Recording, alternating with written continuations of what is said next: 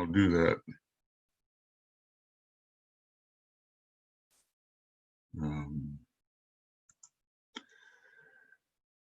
Hello, everybody, and welcome to our continuation of a treatise on cosmic fire in depth. I cannot tell you exactly which of these programs it is, because I did 3 solo programs to make up for some of the technical mishaps that we had the last time. I'm going to try to avoid that this time.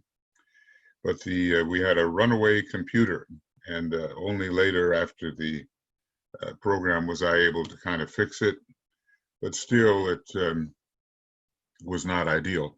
So I've gone into greater depth in the 3 substitute programs, which I think will be on Makara before long.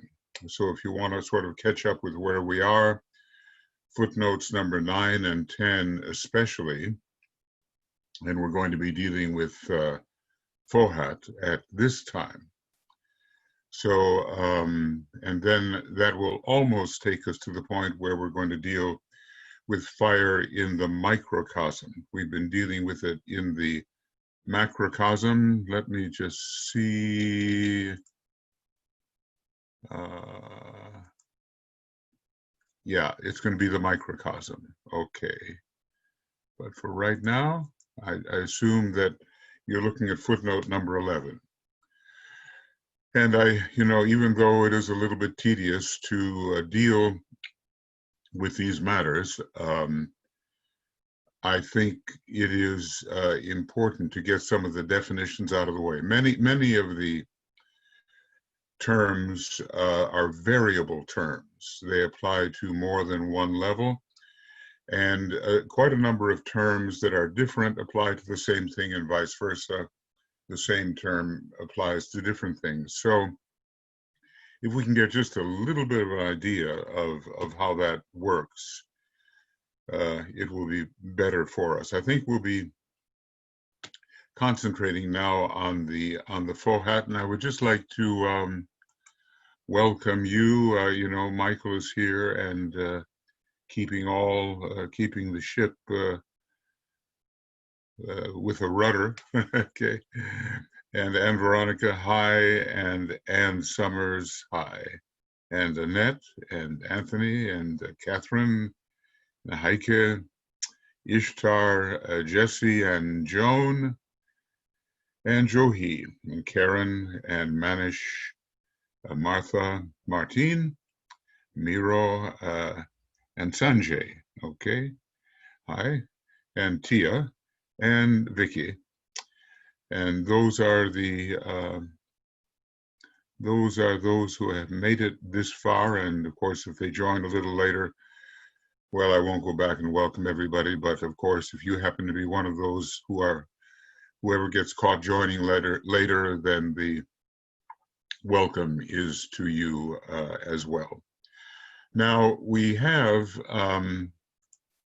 this 11th footnote. And it pretty well goes along with, let's see, this particular chart, which is the chart, well, it's somewhere in Cosmic Fire, but it is on page 35 in Esoteric Astrology, and it gives the various kinds of energies which characterize the lives on the various planes of the cosmic physical plane. So basically what we're dealing with here, let's see if I can, okay, what I'm going to do is go here and then go here. And basically this is the cosmic physical plane, this one, in comparison with all the other cosmic planes. And these energies that we're going to be looking at have to do with the logoic, monadic, atmic, buddhic, manasic, and kamic planes. And when it comes to the etheric physical plane, pretty well, there is not the energy that is one of the Shaktis. We have the 6 powers. Oftentimes they are the consorts of the various deities. And not to say that their names are necessarily here, but the idea of Shakti is oftentimes a feminine idea, and it comes from the consort of the particular Raja Deva Lord who rules one of these planes. When you look at the planes, let's see if I have that correct. Yeah, I do.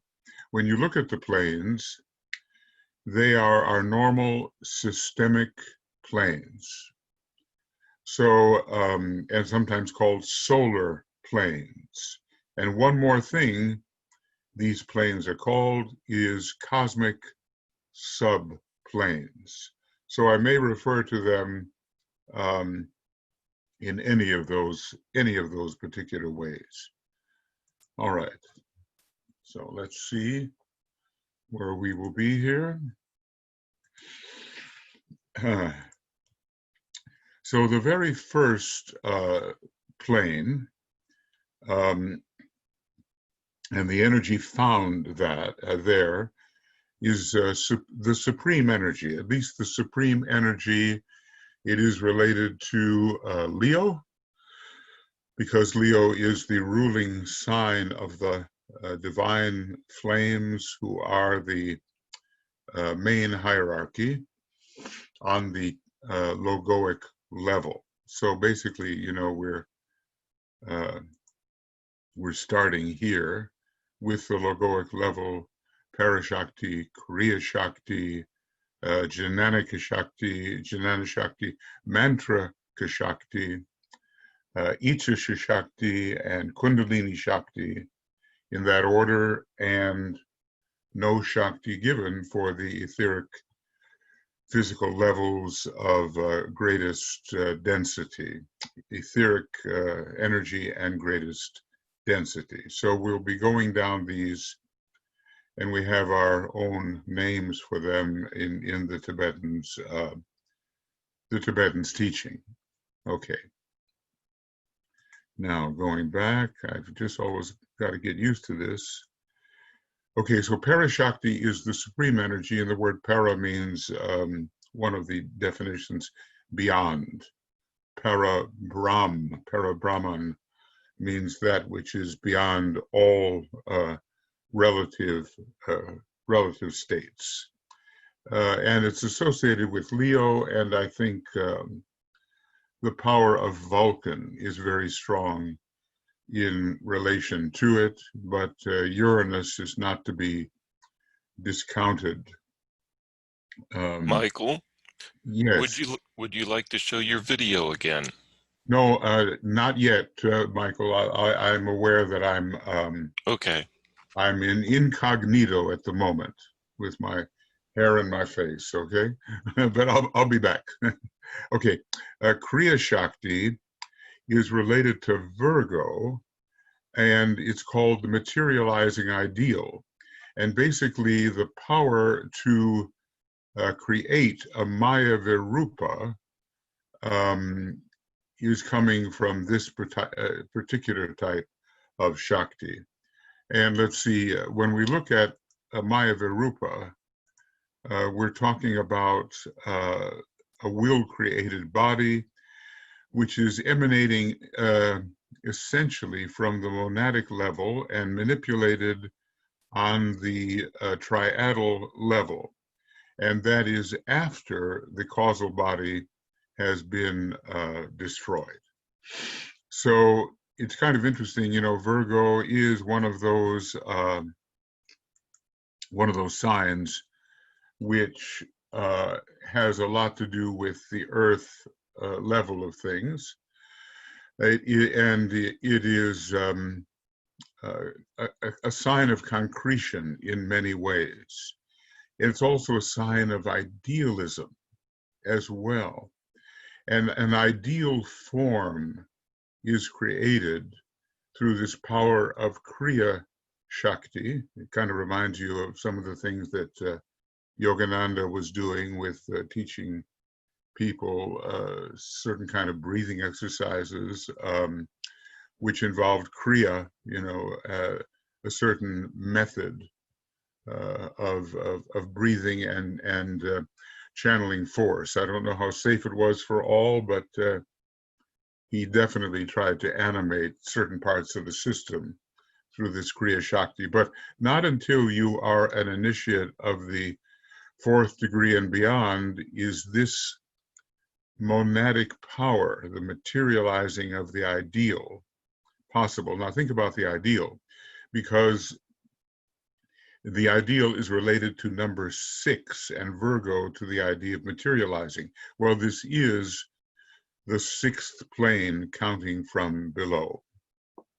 All right, and those are the two most esoteric Shaktis or powers that can be wielded, especially in relation to the lower planes. Then comes Jnana Shakti. I'm not sure of my pronunciation, but it means knowledge. And we enter the realm of Brahma with Jnana Shakti, and there is a kind of, I would say the Parashakti is related to Agni Yoga. Kriya Shakti is related to Raja Yoga, the kingly science of the soul. And there's a special type of yoga, the yoga of knowledge, Jnana Shakti, and that begins on the highest plane of Brahma. Now, when it comes to, Brahma, at least on the cosmic physical plane, that type of Brahma begins here on the atmic level. It is the top of the Brahmic manifestation, and so it is related to the number 3 and the number 1 at the same time. So this is the great force of knowledge and of mind. Whenever you get that number 3, the level of mind is coming in. So, and then we go down with the various others, all of them, these others contained within the realm of Brahma, which is representing the third aspect of divinity. As a matter of fact, there would be a Rajadeva Lord known as Brahma, just the way the Rajadeva Lord Vishnu, Vishnu Surya, is found here in the realm of Kriya Shakti, and the Rajadeva Lord Shiva would be found in the realm of Para Shakti. Now, with most of these things, we don't have too much to do. Why is that? Because, we're working down here for some kind of union with our causal body. And we have not achieved that yet, and we are certainly not in the position of an initiate of the fourth degree where we are destroying the causal body or the envelope for the true soul, which is the spiritual triad. All right, now going back. So this is the force of mind, and there is a Jnana Yogi or a yoga, maybe it ends with an I, Jnani Yoga, something like that. And it is for those types of thinkers. I would say there are certain philosophers and astute abstract thinkers and mathematicians and so forth that are involved in this type of yoga. Yoga always means union. And in this case, it is the union of our consciousness and our energy system with higher sources. The interesting about humanity, the humanity is expressing on the Buddhic plane. And there we have Mantrika Shakti, the power of the word, also related to the second ray, not only to the fourth ray. But it's kind of interesting, DK said that one of the faults of the fourth ray type is they pay too much attention to that which is produced by speech. So here, this is ruled by Mercury. We have the sun as the great ruler of Parashakti, Jupiter and a bit of Neptune, Kriya Shakti, Saturn for Jnana Shakti, and Mercury for the Mantrika Shakti. And it said the word made flesh.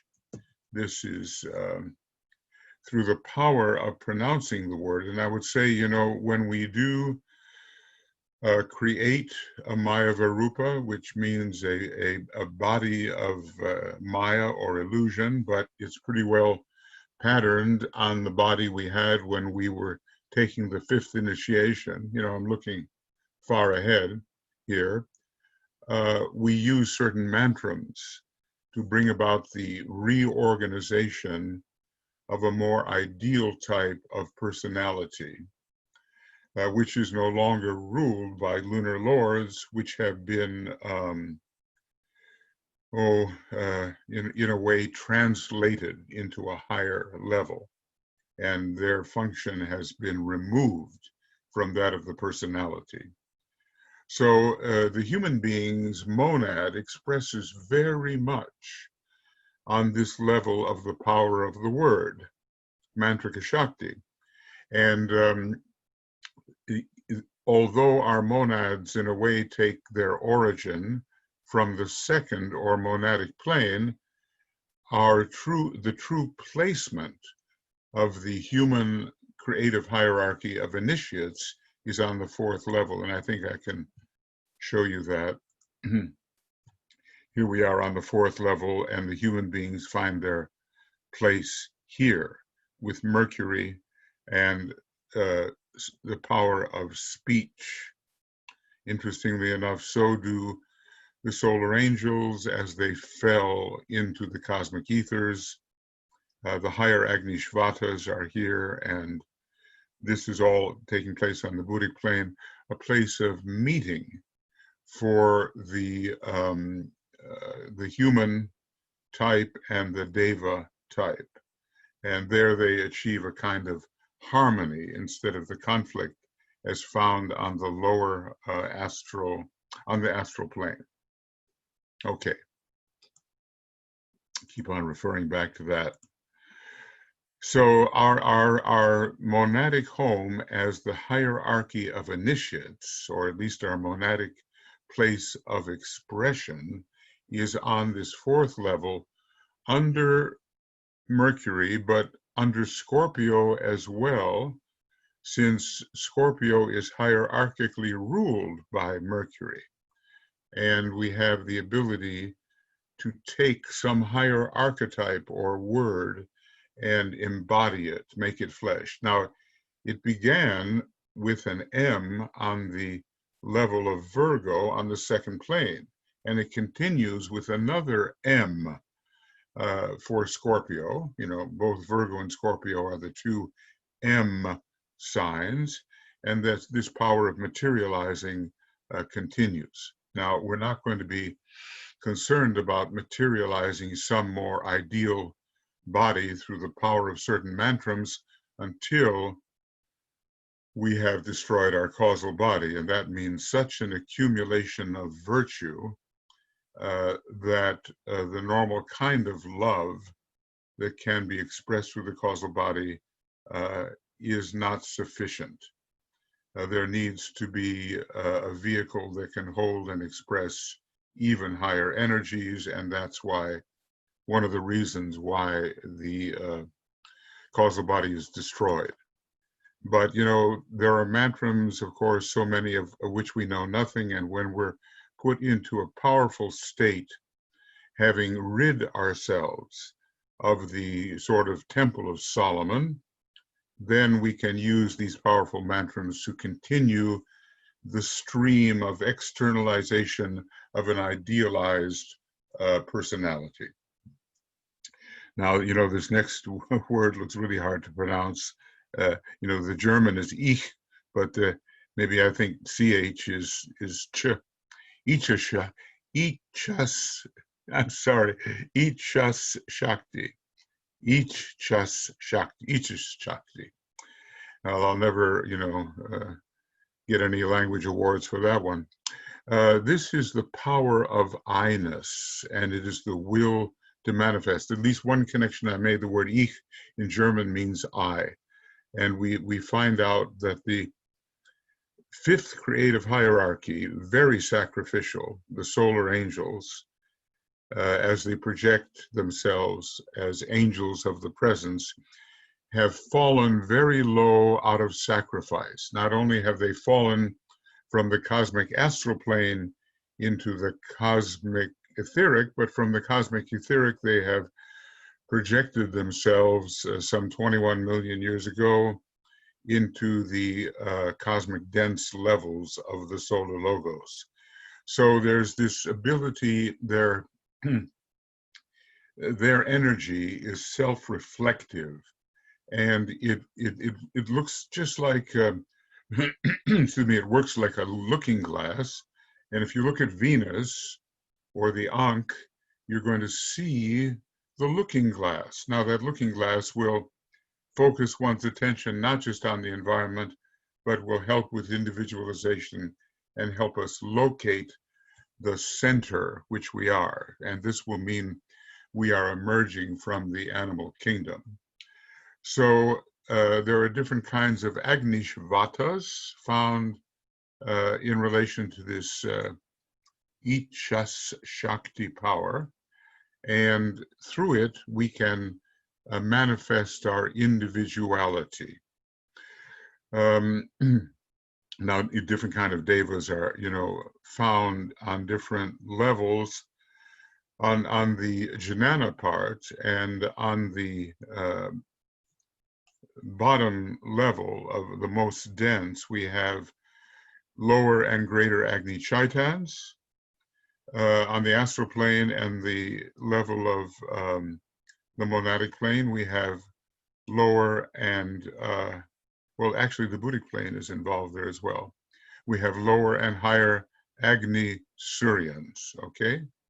And then further, we have a division on the mental plane, which gives us two types of Agni Shvatas. Notice that Agni is always found, the word Agni, which is not just the fire of mind, it's the fire of the whole solar logoic personality, okay? Then comes something interesting, this Kundalini Shakti, and we usually think of this as etherically based. For some reason, the Tibetan is putting this energy of matter form into the realm of the lunar lords. Now, let's take a look at these lunar lords once again. And here they are, the lunar lords, the sacrificial fire. And they're connected, we could get into the astrology of it.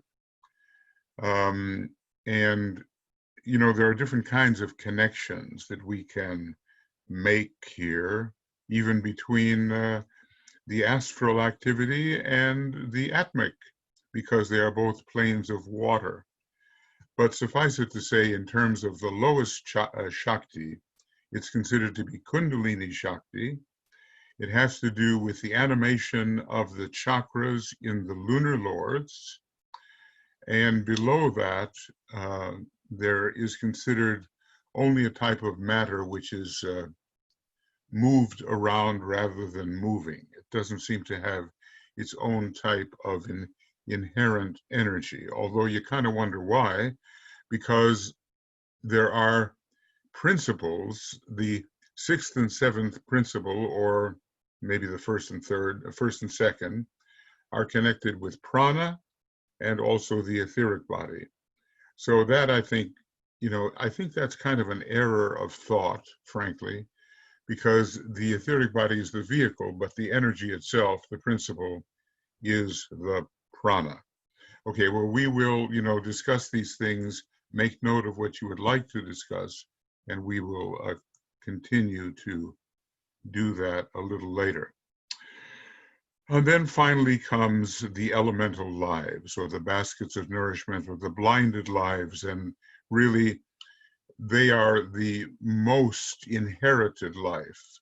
from the previous solar system and really need to be reconditioned according to the specifications of our particular chain and our particular solar system. Now let's see if I can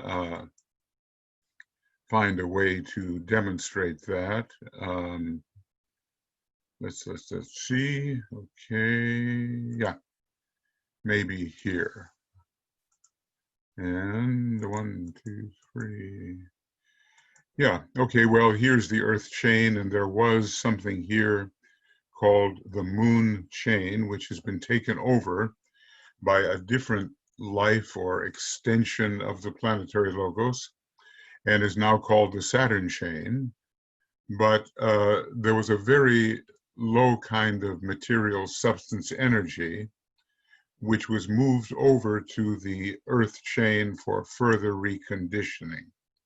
And I think that's very much what we're talking about with this baskets of nourishment and the lowest types of blinded lives. To a certain extent, all the energies of our normal personality belong to those earlier forms of substance energy, except that it's only with the most dense, the etheric and physical, that there is no Shakti of animating Shakti associated. The others have Shaktis that belong to this fourth chain, and they are associated with the different parts of the personality of man.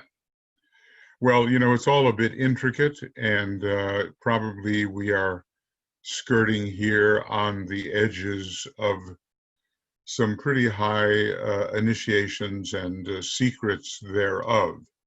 You know, inadvertently, I've mentioned that the author Sinnett, when he was writing about esoteric Buddhism, which meant esoteric wisdom, Blavatsky points out, he was skirting on some of the secrets of the sixth initiation. And in the Mahatma letters, either he or Blavatsky said, look, either Master Kuthumi or Blavatsky said, these questions are of too high a nature and relate to initiations with which you have nothing to do, so we cannot really answer them. All right, so there is kind of our rundown on the different Shaktis, and all of these Shaktis are part of the energy of Fohat, which has many, many names, and basically is cosmic electricity. As a matter of fact, so I don't forget it, just the way Agni is the personality of our solar logos and probably replicates itself as the personality of other solar logoi, so Fohat is said to be the personality energy of cosmic logoi. In other words, we are all in our solar system part of something called the 7 solar systems, of which ours is one. And that's a cosmic logos and his demonstration. And Agni seems to be the higher correspondence there, the personality of that particular great being. But I think you can carry it on and on. So some of the things that it's caused, it's responsible for energetic interplay of an electrical kind. It's sometimes called the vital link.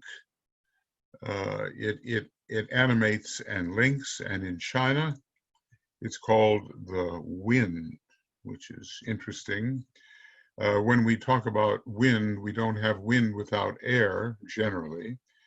And the air, the sign of air is the Buddhic plane. Fohat has 3 aspects. What do they call it? The sons of Fohat. They have 3 aspects, and according to the first 3 rays. Normally, we think of it in terms of its 3rd ray meaning. For HPB, it's called the fiery whirlwind. It animates, and at the same time, it gyrates and causes individuality, separation, and also a passage through from higher to lower. I mean, you know, obviously books could be written about all that Fohat is, and the more we discover the internal electricity, not just the lower electricity of the sort of etheric physical plane, but the internal electricity of all the planes, the more we will be able to elaborate on what is Fohat. Fohat is said to be active on any plane of the cosmos, I suppose because electrical phenomena are active on all the planes. This must include I would think, not only our systemic planes, but the cosmic planes and the supercosmic planes. And what do I mean by, you know, cosmic and supercosmic? Well, our normal, again, you know, checking in on this. Let's see if I can get over here. Yeah.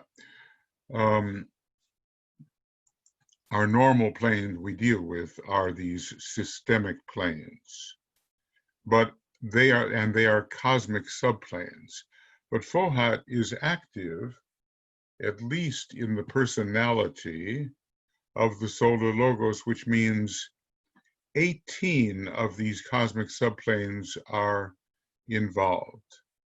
And this is on the level of the solar logos. Now, what if this whole apparatus, this whole chart, relates to still higher types of beings?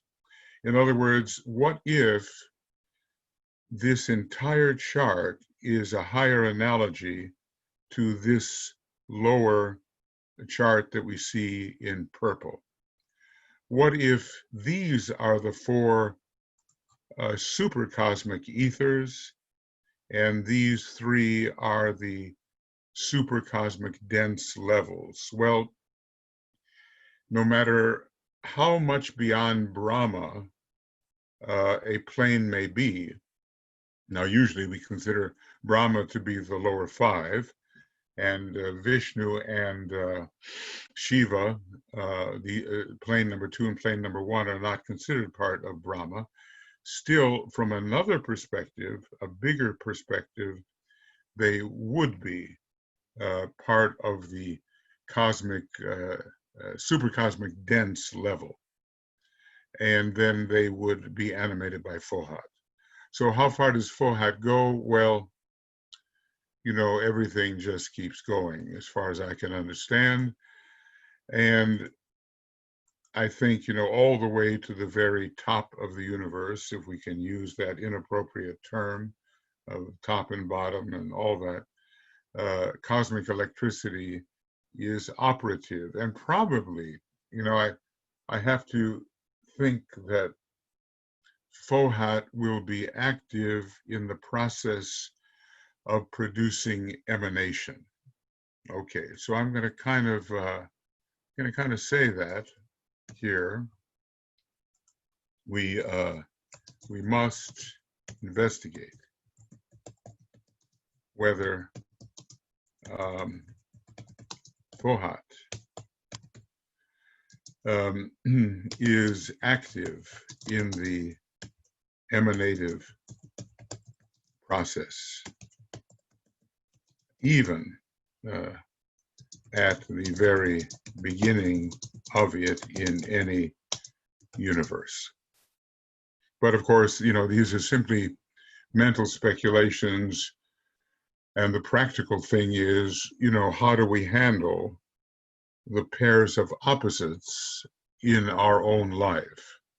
The higher self, the lower self, and the relation between.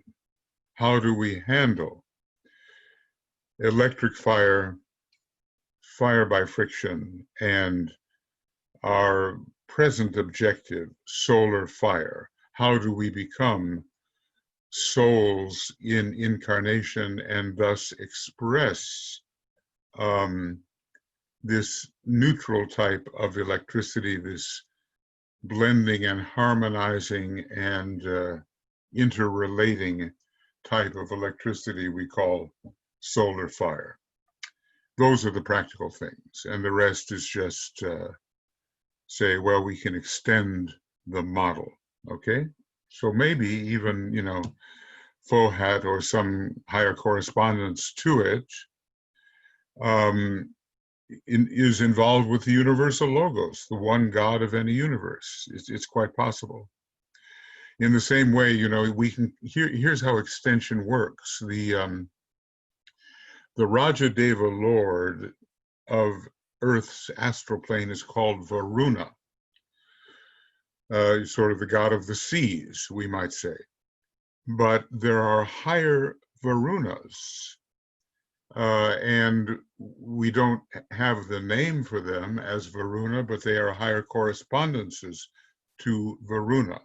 Let's say there is the deity that is the Rajadeva Lord for the entire astral plane of our solar system.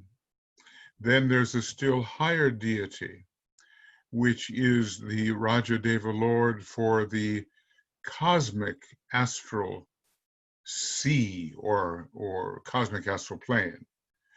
We don't have names for those, you see, but we know that they are higher correspondences to Varuna. We can say maybe the same with Agni.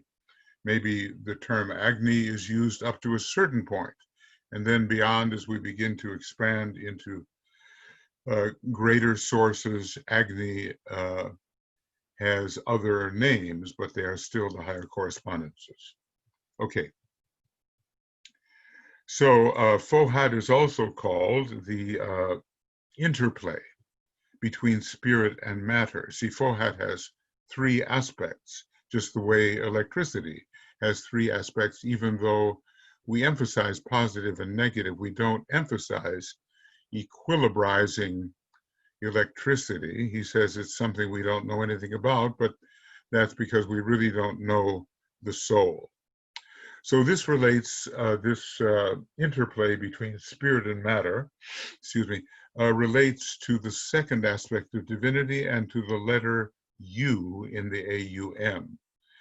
That letter U kind of replicates the second outpouring of descent and reascent. And, in Initiation Human and Solar, there's also a section in which the U and the M seem to be interchangeable functions. And the mind is considered the mediator. And this would fit with the more usual meaning of Fohat as related to the divine mind. So we can play with this AUM. Generally, it's A, first aspect, U, second aspect, M, third aspect. Or we can do it additively like this: A, AU, AUM. See first, second, and third aspects accordingly. The detached A, is the privative. It denies, it takes away, it isolates. It's the first ray. The AU is the second ray. Interestingly, the chemical symbol or name for gold, AU, and then the AUM relates to the third ray, and DK warns us about the AUM. He says, use the Om instead, because the effect of the AUM is like a strong wind pinning you against a wall. And you can almost think that the involutionary swastika is related to the AUM when you consider it in a certain way. So it's quite the material symbol. And but then there's another way to look at it with a period, U period, M period, and it can mean something far more encompassing. Okay, so now there are 7 differentiations of Fohat, and basically we've been kind of going through them. And let's see if I can find that. 7 differentiations. Okay. Maybe it comes in on one of these footnotes. I know that I'm not showing you the footnote yet, but I will if I find something that is worthwhile. Okay. Let's see. Yeah, the 7 differentiations of Fohat. Okay. All right. So I'll show you this as it's found in footnote 11. Before we start taking it apart, we might as well look at footnote 11. And so here it is. And it says, Fohat is divine thought or energy, Shakti, as manifested on any plane of the cosmos. Now think about that. Usually it's connected with Brahma, with the lower 5 planes of the 7 planes, but I already explained how even the super Brahmic planes can be considered Brahmic from a higher point of view. It is the interplay between spirit and matter, okay? The 7 differentiations of Fohat are, and just run your eyes over that, and we'll take a look at it. We've been going through these various names, and we've been seeing that there is confusion because some of the same names are used, some of different names are used for the same thing. Like when you look at the Sea of Fire and they call it Akasha, or they call any one of the planes Akashic, you know. There's Akashic general and Akashic specific. There's ether general and ether specific. And we might, generally the term aether means the topmost Brahmic plane.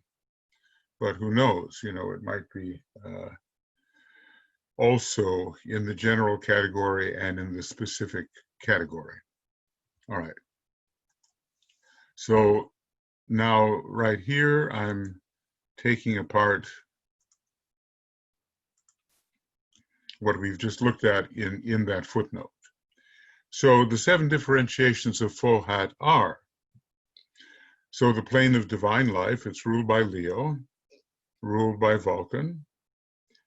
It is called the Adi, plane of Adi, or Adic, Adi plane, and it's the Sea of Fire. And this is said to be Akasha in a more general sense, because Akasha can also represent all substance energy of the cosmic physical plane.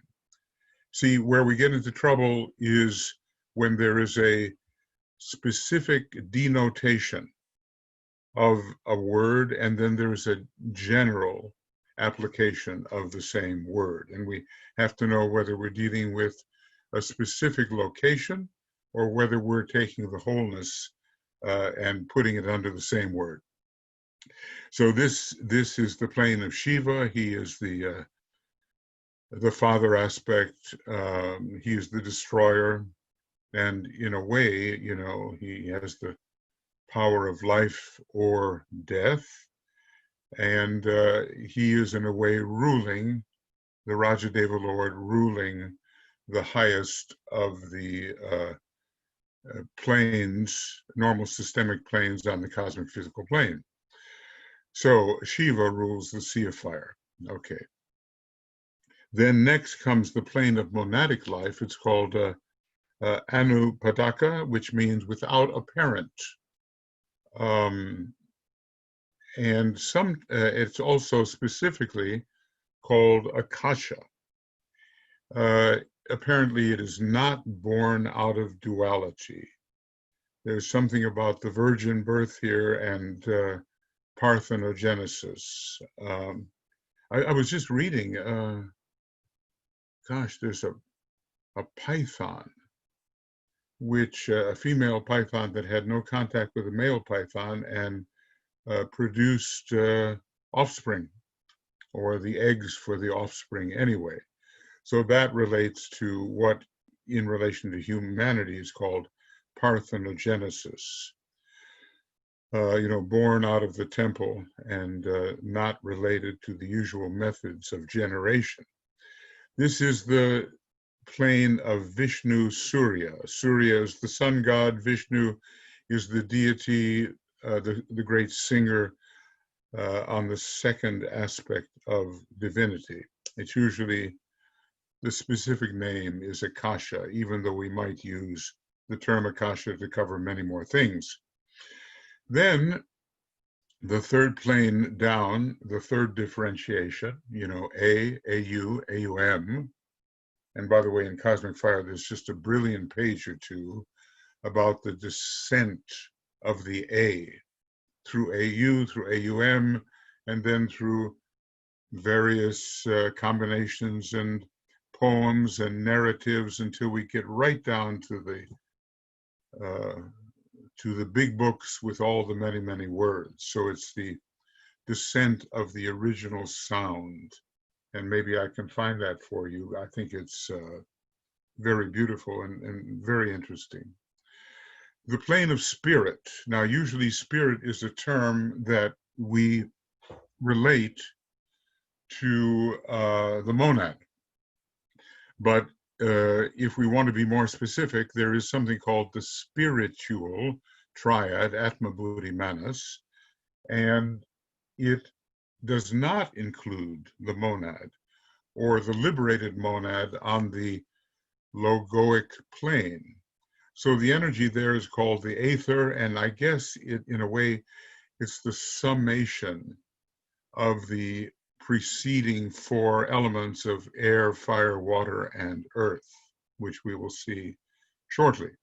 So this is the highest plane of Brahma. It's the plane of spiritual will, and Brahma is considered to be the Rajadeva Lord that rules over that level.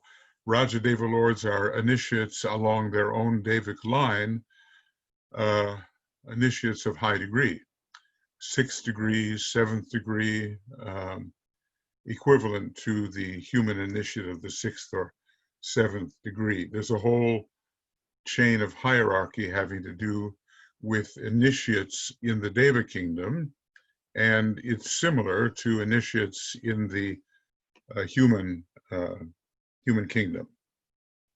So aether, there are many things. We could make a bigger map out of this, and if we put all the different maps together. Then the fourth differentiation of Fohat is the plane, we call it the plane of intuition. It's buddhi, and the element is the air. It's kind of interesting that although there is death by earth, suffocation, death by water, drowning, death by fire, burning, there is not yet death by air. Although Master Moria hints at that somewhat when he talks about the ambitious student who went to 3 different teachers hoping to make more rapid progress, and they all sent their particular variety of whirlwind, and he got torn apart in the air, so to speak. He wanted to fly, and instead he was torn to pieces by the whirlwind. But anyway, no death by air, and in one of the formulas we're told that God is air. I think is it maybe the very first formula, the air is God. It's in Discipleship in the New Age, volume 2 rather, and it is the very first formula. I could wander off and show that to you, but I don't think I will. You just look in Dyna 2 and you look for the word air and I together, such as, let's see if it's, well, I say one thing and unfortunately do another. So air and I, and there's just 2 references, so heaven's pretty easy. for us to grab a hold of that one. And here it is. Well, I said I wouldn't do it, but I've done it. All right. Deep out of the fire and always at the midway point appears the eye of God, Shiva. Upon the stream between the two extremes, there floats the eye of vision, obviously the soul. A thread of light unites the two. Deep in the tree, between the roots and flowers, the eye is again seen. Again is seen. So we have the eye that knows, the eye that sees, the directing eye, one made of fire, one fluid as the sea, and two which look from here to there. First, second, third aspect. Fire, water, and earth all need the vital air. The air is life. The air is God. Okay, well, you know, when I first started teaching this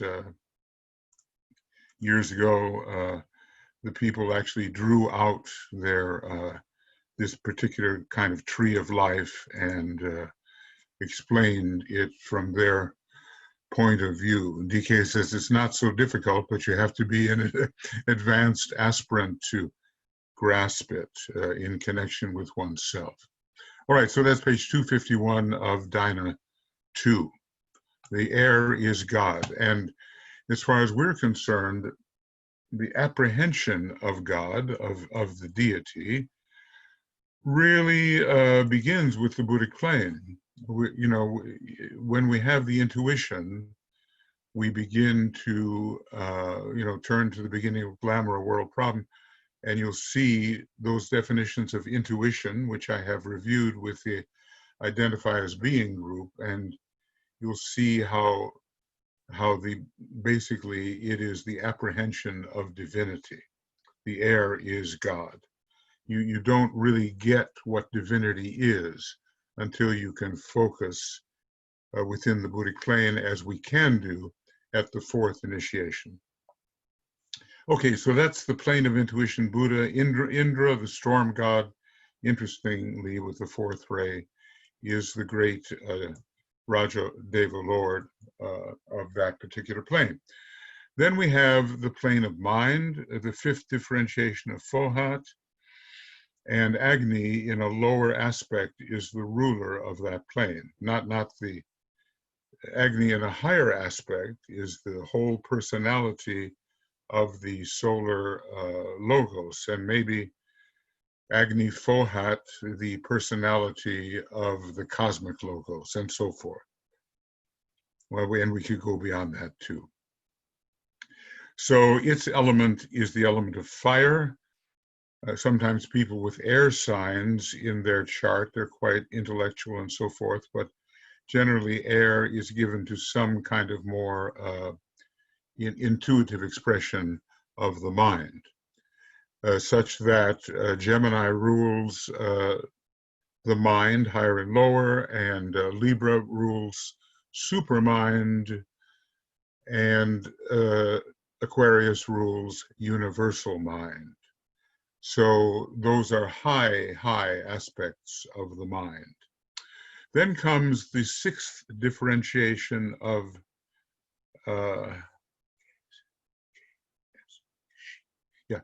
Fohat, and that is the plane of desire. It's our normal astral plane, upon which we have the most difficulty at this time. And here is the astral light in which the reflection of all that has ever taken place can be read. However, it is maybe a somewhat blurred reflection compared to the accuracy of higher planes in which the history of all things can be found.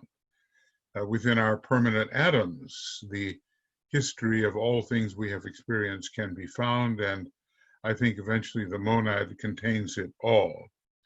DK, who no longer has a causal body, tells us what he used to do when he was a personality. How does he know that?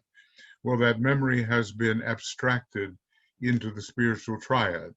And when the triad itself is destroyed, it's abstracted into the monad, which has the ability to have that vast memory of all things that have been contacted and done along that very, very long pilgrimage of maybe some 25 million years. I sometimes think it takes about 25 million years to make the perfected human being, as an average. Okay, and then finally the plane of density, and that's called ether. Now, elsewhere, ether is something higher, but this is certainly not aether. And yet all of these things are contained within what we call the akasha in a broad and general sense. And they are all projections of the highest aspect of Shambhala, which we call the Sea of Fire. So maybe a few more things here. These things are from the Secret Doctrine, these references. Fohat, then, that's what we seem to be trying to define. A Fohat represents dynamic power on all planes. If those planes are included among the planes of Brahma, the planes can be viewed in this way, and the planes can be viewed in this way if we refer to the higher source, a higher inclusive logos. So Fohat, power on all planes, but particularly popularly used on the plane of Brahma, planes of Brahma, of which there are 5. Now remember, I said 5 was the number of Brahma and the previous solar system. 7 is the number of our present solar system when the soul is cultivated. In the previous solar system, it was the personality, for which 5 is the number, represented by the 5 non-sacred planets, of which the sun and moon are 2, and they veil something non-sacred. And 9 will be the number of the coming Shivic solar system. And the total there will be 21, and then when we take the entirety, 22, the mystical number 22. So Fohat is everywhere then to be found. We can find a way to find Fohat everywhere. It is ubiquitous, which means everywhere to be found, and in constant motion, as is the third ray, except when it digs these Leia centers, which are perfectly at rest. So Fohat seems to be most related to the third aspect of divinity, in the Christian terminology, Father, Son, Holy Ghost. The Spirit of God moved upon the face of the waters.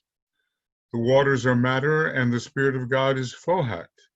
And Fohat is responsible. Now, this is, what can I say here? Let's see if I can. Fohat is responsible for differentiating Mula Prakriti, or root matter.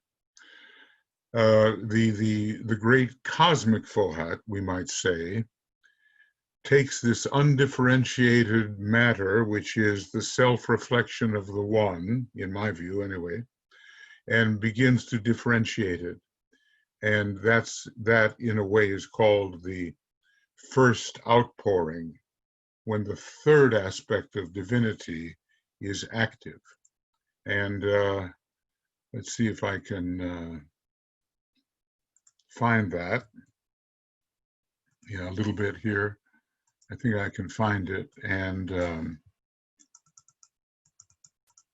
then as soon as I find it, I'll show it to you. Yeah, right here. All right, so there's this straight line that goes down is the matter differentiating activity. Mula Prakriti is undifferentiated. It has no particularity in it. It is homogeneous in a way. And then comes Fohat and starts the process of the differentiation that we call the different aspects of matter. And then the second outpouring comes and puts that matter together to create forms, because the second aspect is the form building aspect. And then comes the great vitalization from the monadic aspect. So, one day we'll have to study this particular chart. Again, it's a chart that's 120 years old. It's not DK's chart, and there are some mistakes, but it is good enough in its own way. All right. So, coming back. So, Fohat is related particularly to the activity aspect, third aspect of divinity, and it drives things forward. So it has a first aspect nature as well. Yet, interestingly enough, Fohat, in one of its three differentiations, is also eros. This is the power of love, and thus related to the second aspect. It is the binding aspect. Look at neutral electricity, look at solar fire, look at its particular magnetism, which holds together the Father and the Holy Spirit, or the Father and the Mother. It connects them magnetically, and is the love or binding power, as well as the differentiating power and the driving power. The point is, it is active. Thus, Fohat has a bringing together function. Okay. Yeah. Let me. Yeah. A bringing together function, and this would be the second aspect of the third aspect of divinity. And let's see, and I think I already said that, if I could just spell, Mula Prakriti, is responsible for differentiating Mula Prakriti, but that's the third aspect. The differentiation, it's called the divine separator. If you study very carefully in esoteric psychology number 1, you're going to find the names of the Ray Lords, and one of the names of the Ray Lord, number 3, is the divine separator. So that's what rotating, in a whirling mode of activity does. It separates and it spins off other things, and it is not magnetic in the sense the second ray is magnetic. And yet it does actively hold matter together. Okay, we must remember that all the major aspects of divinity have 3 sub-aspects. It's very interesting that the number 9 is the cyclic number related to the third ray. So when you want to know how long third ray cycles last, look at 9, 9900, 9000, 90,000, like that. And you'll see you'll see the way the third ray appears and disappears cyclically. Right now, we're in the middle of a 900-year period that began in 1425 and will have spent itself by 2325. And interestingly enough, add 450 to it, to that 1425 year, what do you get? 1875. And why is 1875 important? Because it's the founding of the Theosophical Society, and it's also the time when our teacher, Master DK, formed his ashram. In other words, he took the 5th initiation at that point in 1875, and then continued with the formation of his ashram. So that's half of a 900-year cycle. 400 plus 50, 450, 1425, 1875. The motion of Fohat, rotary motion, and that's how it manages to dig holes in space, which creates a vacuum situation which allows for the descent of higher energies into lower places and the reascent. Someone suggested, it was kind of interesting, kind of fun, in a meaningful jest, that where the absolute comes from is not apparent. Apparent. Well, we don't know where it comes from because it doesn't come from any place, and it's certainly not generated by any parent. It is the parent of itself, but not even that. It always simply has been. It is parentless. It is utterly anupadaka. So this means, yeah, that the absolute is parentless. When Fohat is said to produce 7 Laya centers, those are centers at complete peace, it means that for formative or creative purposes, the great law, theists may call it God, stops, or rather modifies, its perpetual motion on 7 invisible points within the area of the manifested universe. So the great breath digs through space 7 holes into Laya to cause them to circumgyrate during Manvantara. Whoa, that's the secret doctrine at work here, Secret Doctrine 1, page 141. And, you know, we have to remember that the planes are not pancakes, all right? They are great spheres.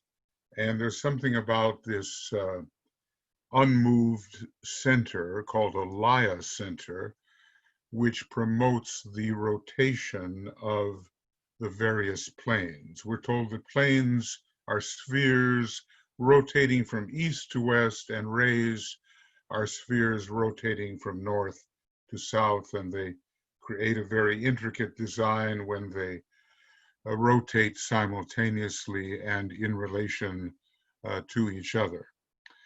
So there's more to be investigated there, but let's just say Fohat again is involved in creating rotation, gyration, and this time of an entire plane. Now, I just, or a number of planes. I want to say that when we look at the causal body of a human being, it rotates. When we look at the mental body, it too rotates and does the astral body. And I'm not sure about the etheric body. I think maybe not. But I think when it comes to astral, mental, causal, and maybe the higher vehicles, that they all have their own day, as it were. They all have their own rhythm of rotation, which probably vary according to the rays which characterize them. So Fohat is again involved in producing what is called circumgyration. And those numbers, those figures, well, they exist, and I'm sure they have to be considered as secrets of initiation. So another definition of Fohat is cosmic electricity plus intelligence. Okay, it's especially the intelligent moving aspect of cosmic electricity. It is the, quote, servant of cosmic ideation. That's an interesting statement. Cosmic ideation occurs on the plane of purpose, which is the monadic plane. But how is that purpose going to become the plan and work out in time and space? How the 5 are hanging from the 6th level. And these 5 have to somehow express what's on the level of Akasha or the monad. Thus, it is the servant of Akasha and of monadic points of tension. There are great spheres of purpose and archetype on the monadic level, and Fohat is active and works it all out on the different levels. It runs circular missions and errands, as it were. Fohat is connected with 5 because its action begins on the Brahmic plane, one plane under Akasha. It involves the superhuman worlds of Atma and Buddhi. and the human worlds of mind, emotion, and body, and the intermediate world of the higher mind. So you get the idea that Fohat kind of represents the sixth point of tension from the bottom and the second point of tension from the top. I hate to use words like top and bottom, but at least it gives us a visual that may be useful. Fohat is analogous to what the Christian regards as the spirit. Well, remember that the atmic plane is called the plane of the spirit, and the atmic plane is the top of Brahma, and Fohat and Brahma are identical. So Fohat is analogous to what the Christians regard as the spirit. Now, sometimes I use spirit for monad, and I think DK does too.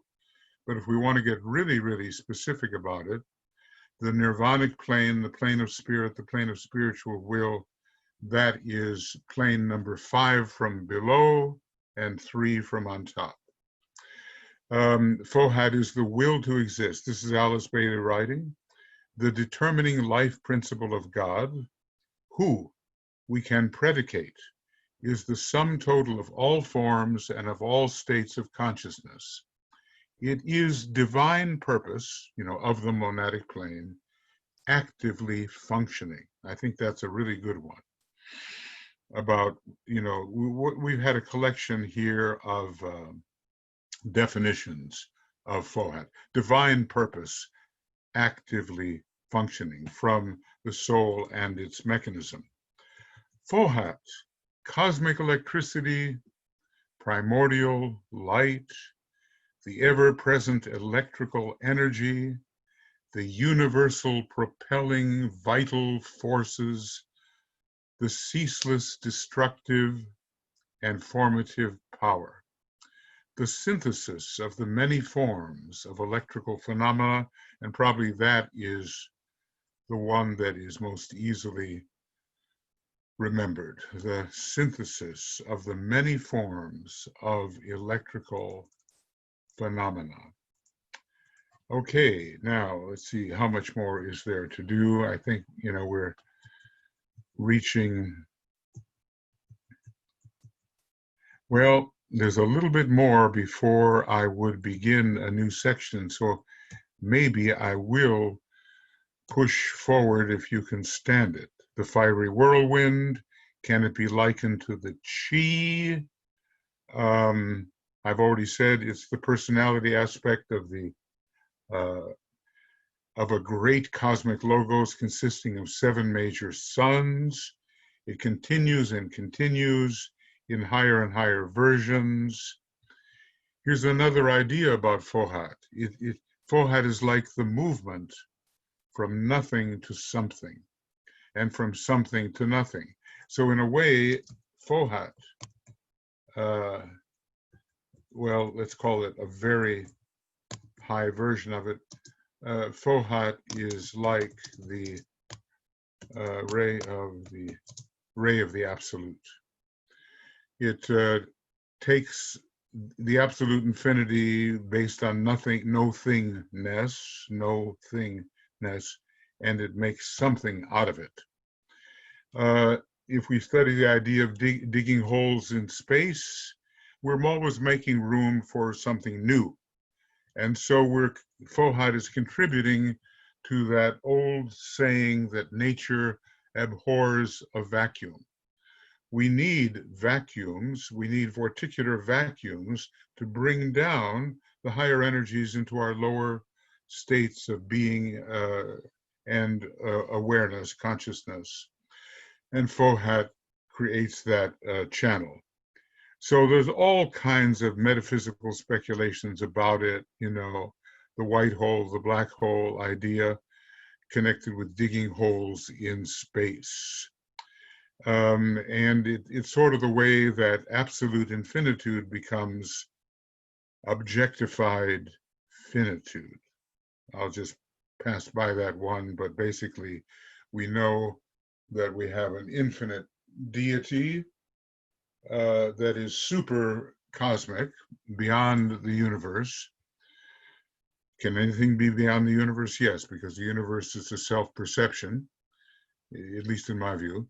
And so from absolute infinitude, which is, well, just start to think about it, and you will go crazy. It turns out cyclically to be objectified finitude of a universe. Fohat called in consequence the messenger of their will.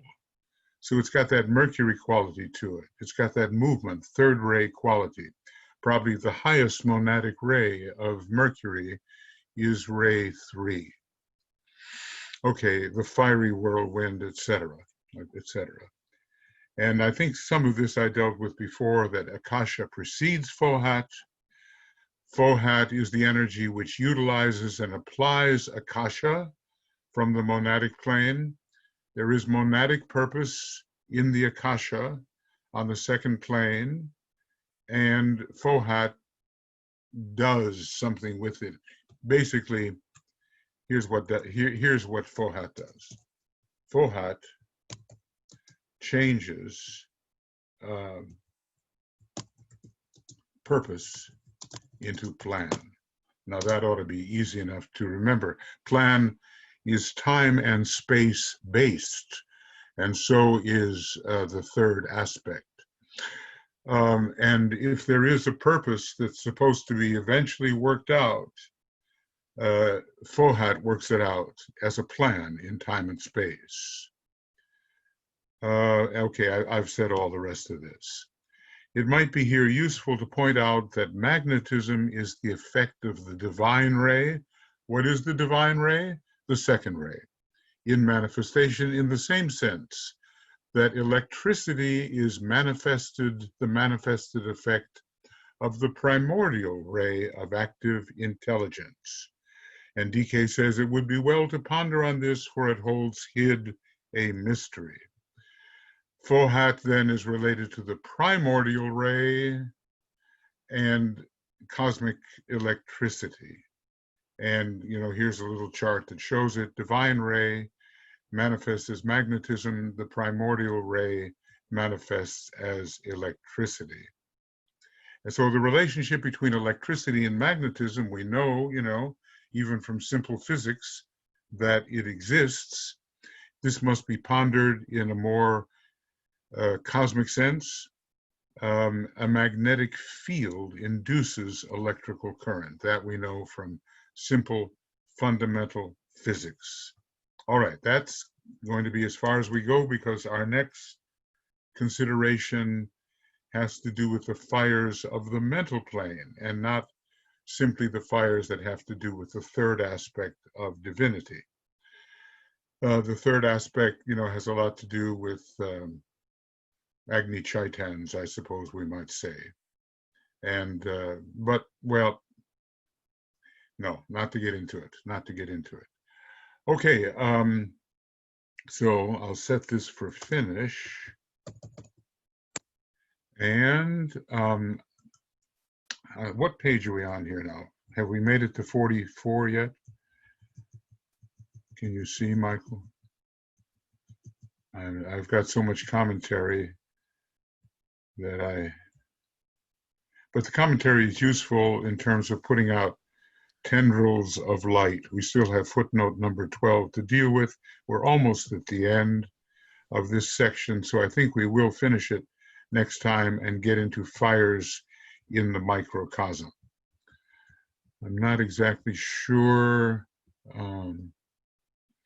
what page we're on, but, well, I can find that out quickly, can't I? Okay, we're on page 44. All right, very good. So, and I'll be right there, Yvonne, and we'll be right there with you as soon as I do one little thing so I don't get totally lost the way I always manage to do somehow.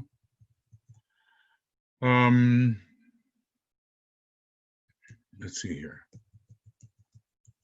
End of, okay. Well, I wish I could tell you which program this was. I'm going to have to rely upon our communications team to help me out with that, because once I started to produce the solo programs, I ran into trouble. I tried to clarify things, but it became more difficult. All right. So maybe I think the only thing I'll say is that we really begin on the 18th next time, and on page 44. And I don't know, is it the, I don't know how we're doing this. XX program. Whoops, that's one of my, sorry, XX program.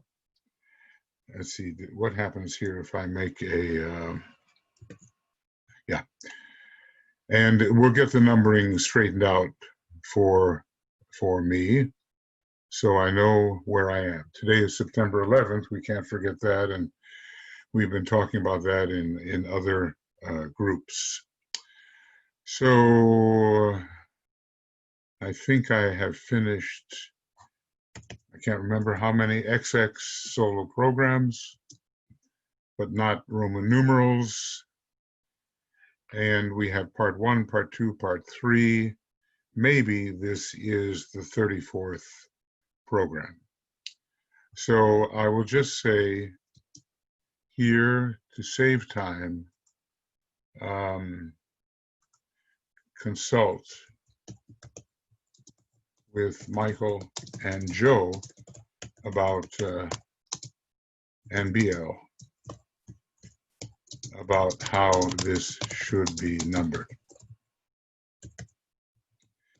All right. Okay. Now it's time to move on. And let's see here. Michael, are you there? Are you there? Because if you're not, I'm going to have to handle this myself. Which, yes, I am here, and there are many written comments and comments responding to comments, as okay. well as Yvonne having a raised hand. Let's go with Yvonne first, as long as I mentioned her, and then we'll get into the comments upon comments upon comments. Okay. And Yvonne, you should be able to unmute yourself. There you go. Michael, when you were talking about the great breath digs through space, 7 holes in Laya, I looked it up in Secret Doctrine 1, and I was reading it on page 147 when I looked at the top paragraph on that page, and I wanted to share it. It's a definition of Fohat.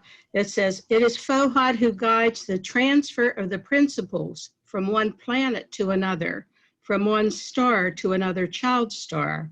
When a planet dies, its informing principles are transferred into a Laya, or sleeping center, with potential but latent energy in it, which is thus awakened into life and begins to form itself into a new sidereal body. I just thought that was so neat. That's really good. It's really good. It's sort of the it's the car, you know, it's the train, it's the plane, it's it moves, it, you know, like the third ray does. All of our external communication systems, the way we move people, and now the way we move minds on the internet, all of that is the third ray, and all of that is the product of Fohat. Matter of fact, that'd be great to that'd be, is that written down anywhere right now that we can grab hold of that, or any way to cut and paste that into the chat, Yvonne, because I'd like to put that in here, and I'd like people to be able. Michael, I'm not a techie. I'm an old lady. I don't know how to do this, but it's on page 147 at the top of it in the Secret Doctrine 1. Is that the 2-volume set? Yes. Normal? Yes, two-volume set. It's the first paragraph at the top of page 147. I don't know how to do all that fancy stuff. I could do it, but it would take me 15 minutes. It would take me a year, honey. Okay. All right, Michael, if you know how to do it in less than a year, and less than 15 minutes, then you can do it. Maybe someone can do it. But that's anyway. Let's just see. You know what? I'll at least do the following. I will say this. I just put it in No. the chat box. Oh, it's there. Okay. Well, great. Fantastic. All right. It's in the chat box. Good for you. And this is chat. And let's see. I have to go down to where Heike begins, just thinking for practical use. Yeah. So if we send out a thought form with purpose, the thought would be like a beam of Fohat until it meets matter and informs matter, brings the mental matter thought form into etheric physical matter form. Could we probably see it like a vehicle? Maybe the converting vehicle or transforming? It carries something for sure. Now, when we project thought, it is thought that is projected, but the Fohat is the mover. You know, we sometimes talk about the prime mover. It's a term in philosophy. And, you know, whatever it is that has to be brought from here to there in a change of space, the third ray moves from here to there, we're told. Page 507 or 506 of the Rays and the Initiations is the idea of moving through space via the third ray. And Fohat, whatever it is going to be a vehicle for moving energy from one place to another, or form from one place to another. You know, if it's beam me up, Scotty, you know, on the, what's the name of that? It's not Star Wars. What is it? Star Trek. That's Star Trek. Star Trek. Yeah, that's it. That all of that beam me up stuff is transportation through time and space. It is related to Fohat. So when we send out a thought form, it is a thought form, but the propulsion aspect, the movement aspect, is Fohat. Yeah. And then Jesse responded to that, Heike, perhaps it's the energy of the vehicle. Yeah, well, Fohat is definitely an energy for sure. And but what is it that's moved? Whenever anything is moved, it is Fohat in action. By the way, Michael, you said you put this in top of page. Oh, that's what you put in. You didn't put in the quote itself. What you did put in was where to find it. That is correct. All right. I was looking for the wrong thing. So just 1 second, please. Top of 147, definition of Fohat to guides, and I'll remind myself by saying Yvonne. That is a help. Yeah, that was a good one. And you know, how do we differentiate vehicle from energy? Generally, energy has more to do with the Davic kingdom and is more fluid. Vehicle has the more concretized aspect connected with it. For instance, the etheric body is the vehicle, and prana is the energy which is associated with the etheric vehicle. So the prana is the more Fohatic moving aspect. Okay. And in response to Heike, or in response to Jesse, Heike wrote, could be, but what then would be the vehicle? And Jesse responded, like the film on an organ, elasticity containing matter. Did you see like the what on an organ? The film on an organ. And I'm thinking that is like the organ of a body, not the musical organ. J.S. Bach, and I saw him at the organ playing with his feet and his hands and all the different registers. It shows you how the same word can mean different things. Yeah. Let's see. So what then? Perhaps it's the energy of the vehicle. Well, look, there is perpetual motion, and the ultimate archetype of Fohat is that which is causing the movement even in the great breath. That is the archetype of all motion, the great breath, at least with respect to universal appearance. So, a vehicle is more, it's like man and deva. Man has a more solidified form, and deva essence are the flows that can help move that form. But the greater degree of solidification comes with man, and the greater degree of fluidity comes with the Devic essence. Yeah. Okay, what else? And then Joe asks, what, if any, is the relationship between the etheric physical, anima mundi, and Fohat? Well, the soul of the world is anima mundi, right? And so that is a consciousness aspect.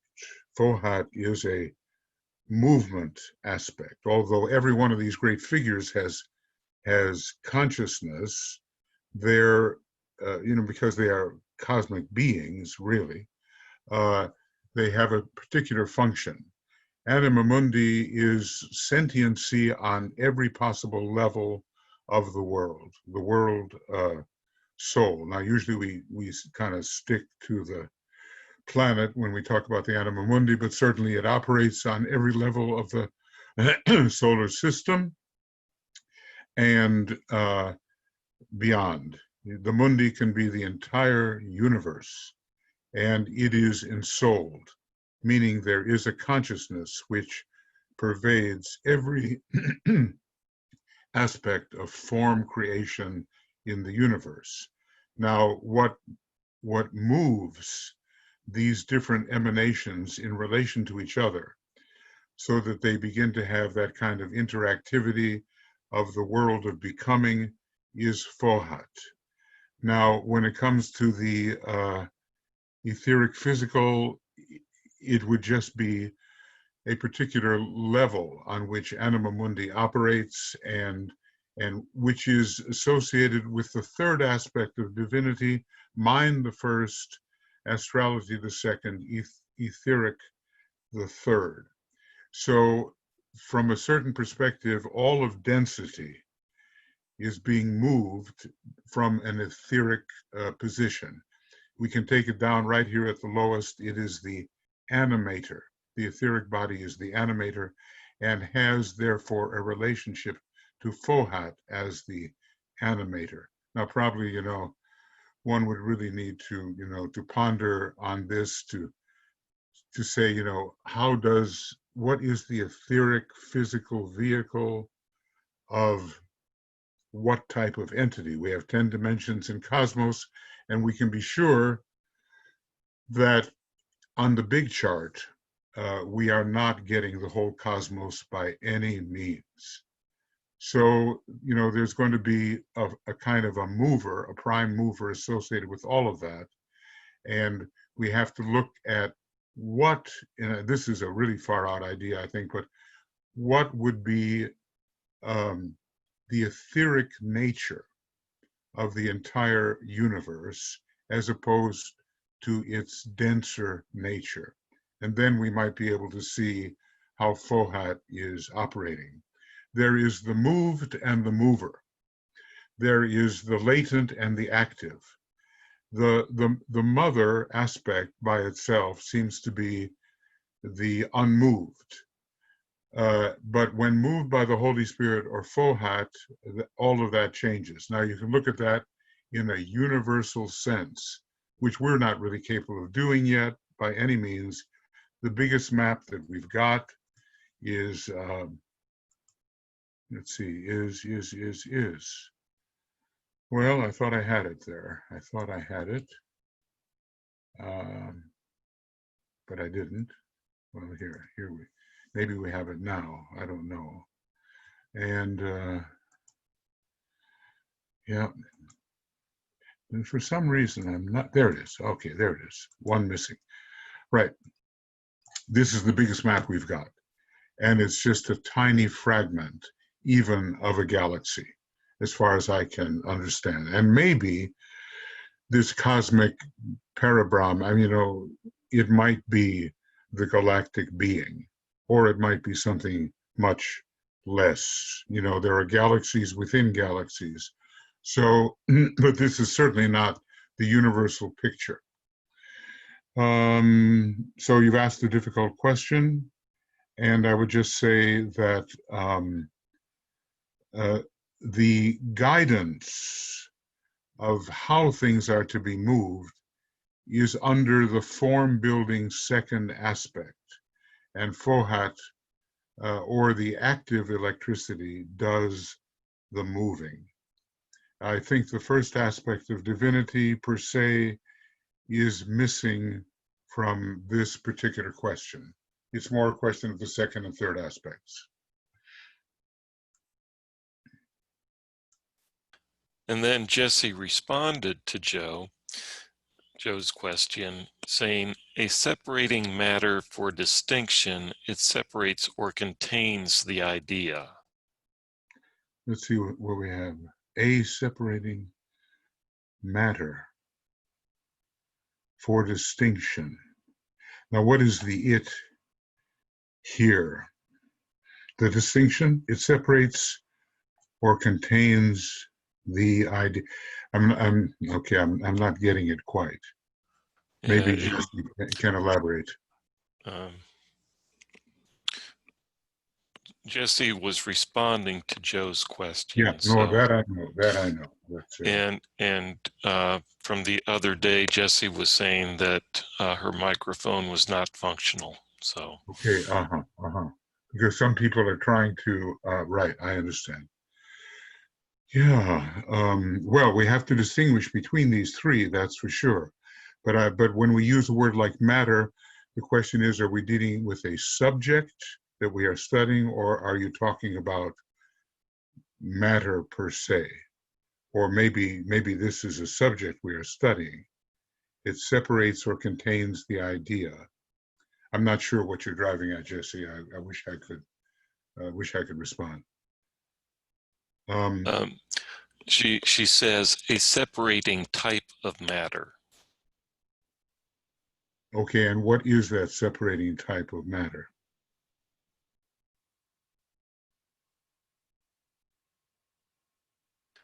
She writes Fohat. Okay, well, Fohat.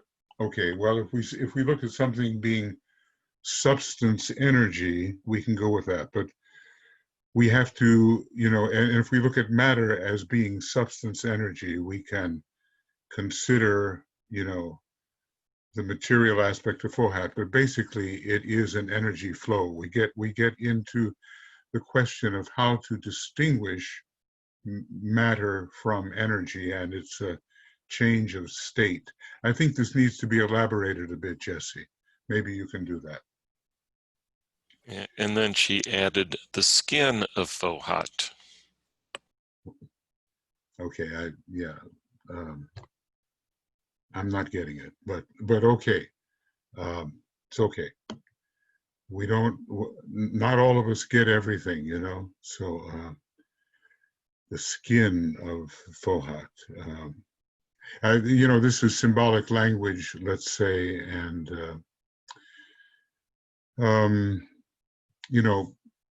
put it together as coherently as you can, and then we can examine it. We do know that language is the greatest hindrance to communication. Yeah, spoken by a triple Gemini. Good for you. Let's look at Joe's question again. The relationship between the etheric physical, and we have to say in relation to what type of entity, etheric physical, the anima mundi, a matter of consciousness, and Fohat, a matter of arranging, refining the factors which consciousness detects, and which forms are built. So when we talk about something like skin, or I think you used it in relation to the word organ or film or something. You're driving at something. I'm not getting it, but that's all right. Maybe other people do get it. Okay, let's go on.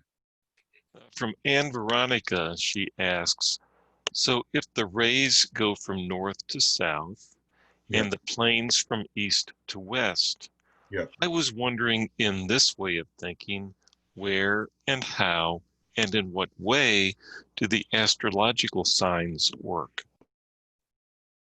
Well, it seems to me that the astrological signs are constellational energies, and are they spheres per se? They seem to be maybe emanations in all directions from a particular constellation. I don't think, we have the idea of the wheel turning upon itself, but I don't understand how we could introduce the astrological sphere, maybe in as a subsphere of the rays sphere, because those two are related. The planes are more material formulations, and they have the horizontal factor. The vertical factor, the hierarchical factor, maybe uh, are the rays, and maybe the astrological energies as related to the rays. So it would seem to me the north-south turning would be included.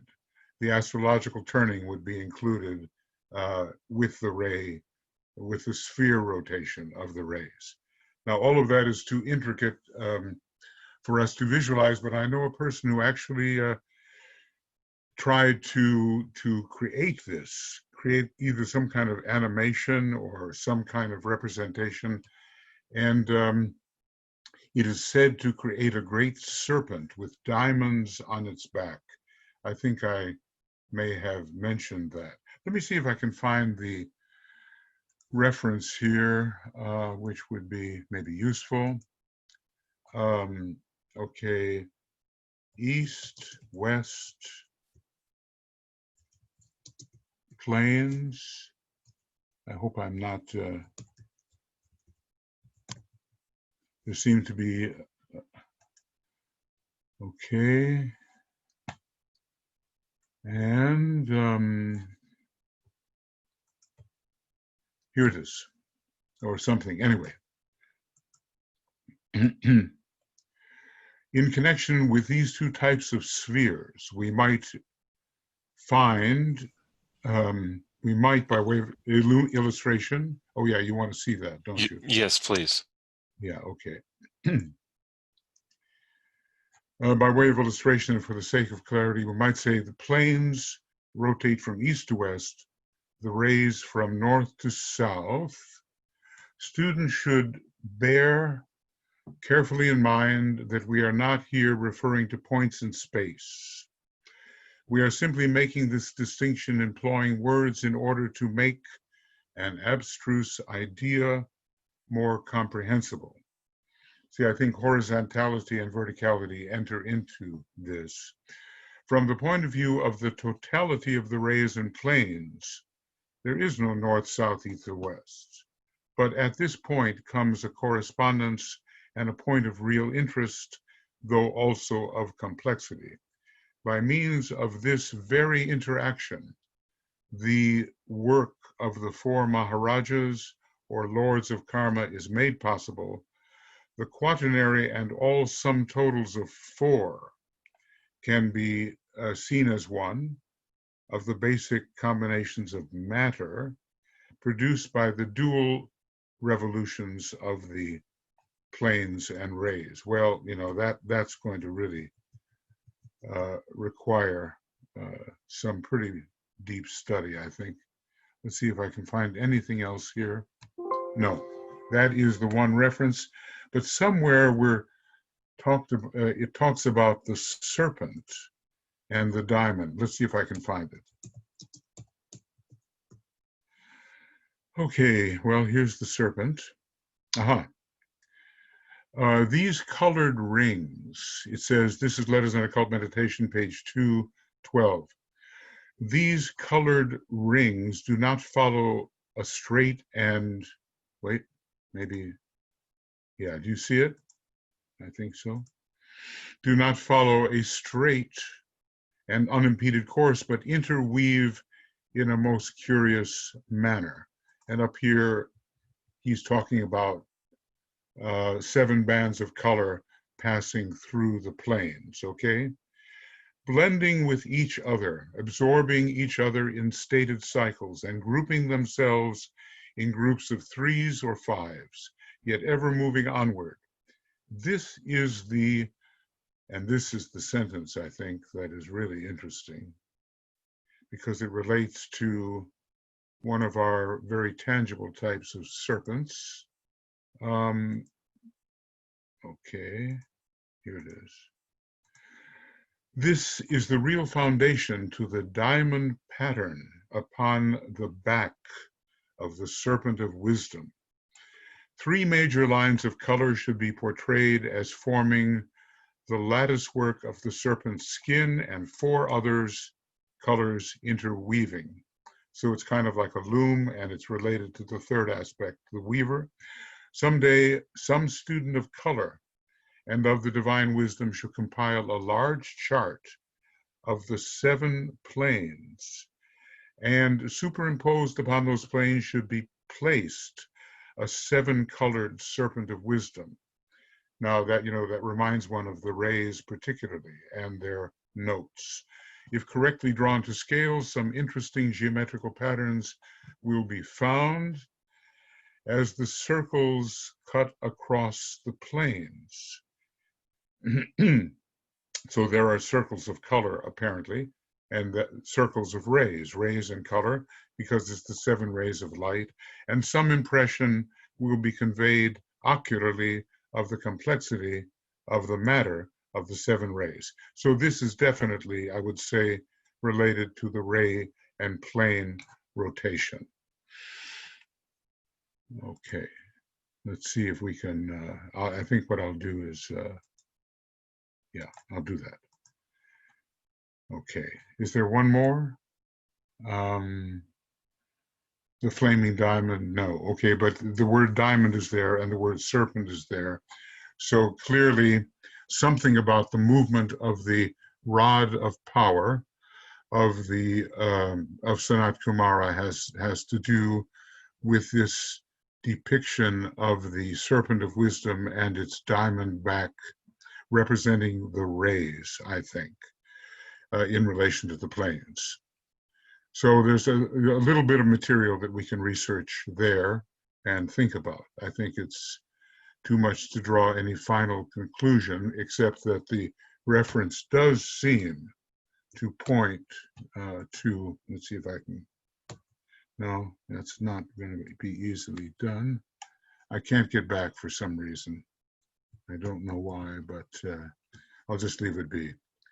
It's not going backwards. All right. Right, interesting questions. Okay, he says complex.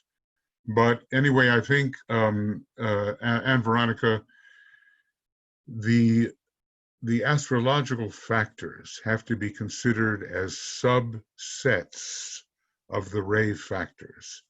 They are not completely differentiated.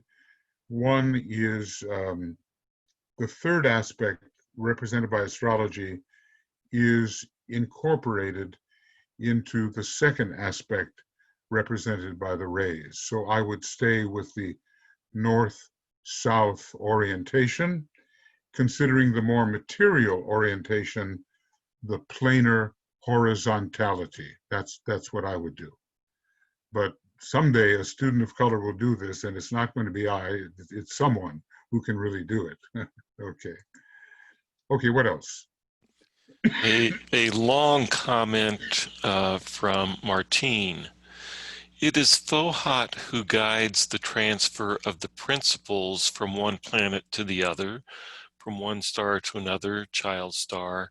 When a planet dies, its informing principles are transferred to a laya or sleeping center with potential but latent energy in it, which is thus awakened into life and begins to form itself into a new sidereal body. It is most, this is from Secret Doctrine then. Okay, is it okay? Is it written out in the chat? Yes, it is. Okay, I'm trying to find that because I think in such a complex thing, it needs to be seen as well. There's Vicky, there's Ishtar, there's Heike. Why am I missing this?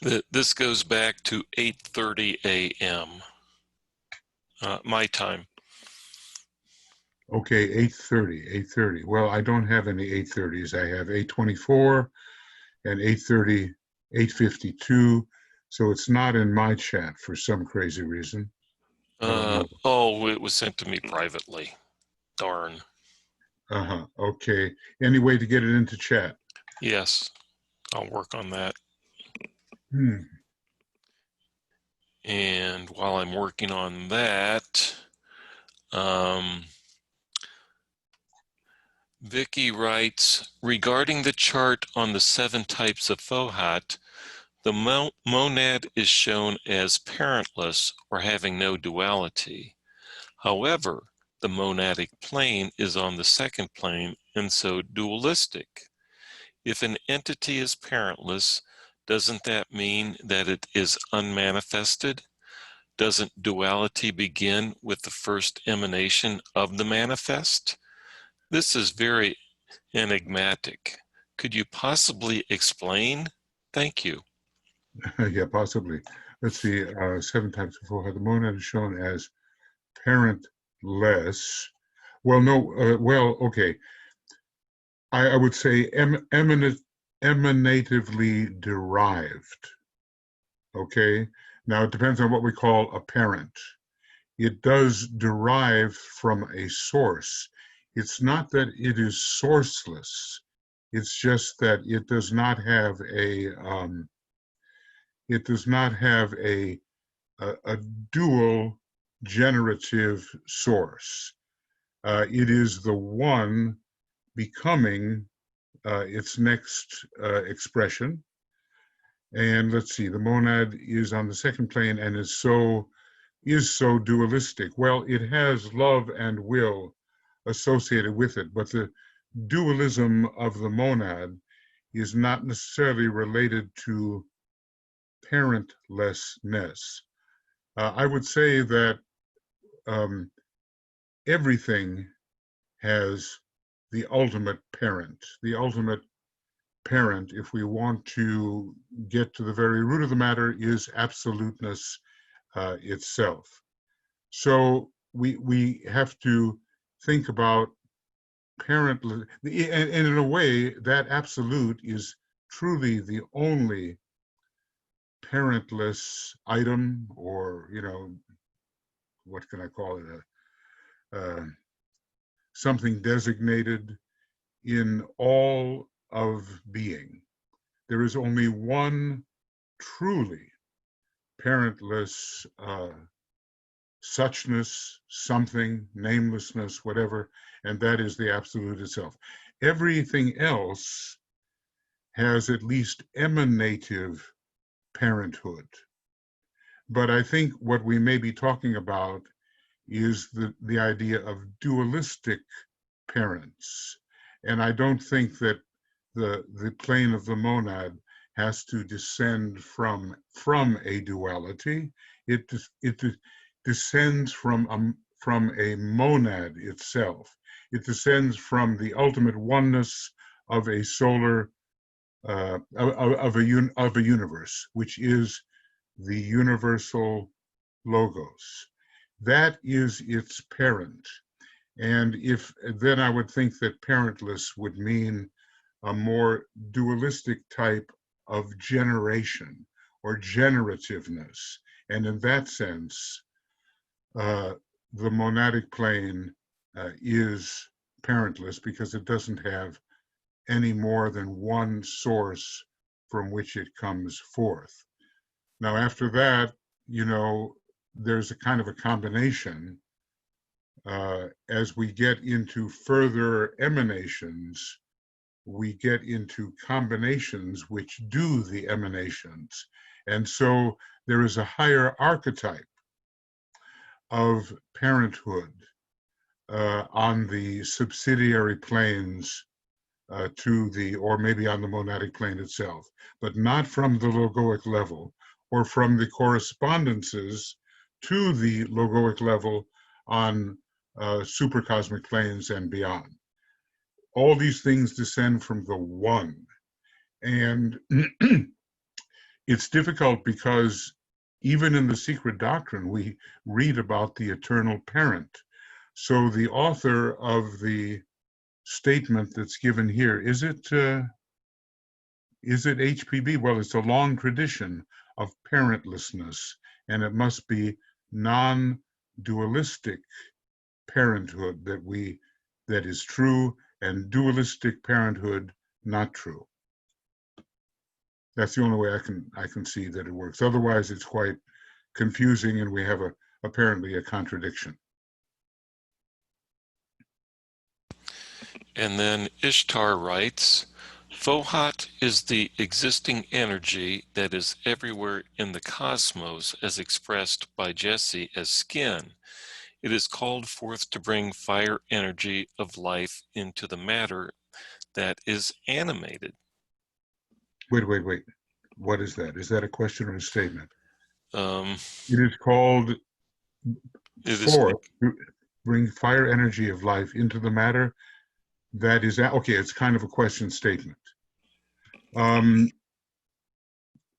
You know, in a way, it is matter energy, but it is actually a purer form of energy in that it produces matter through differentiation from mula prakriti.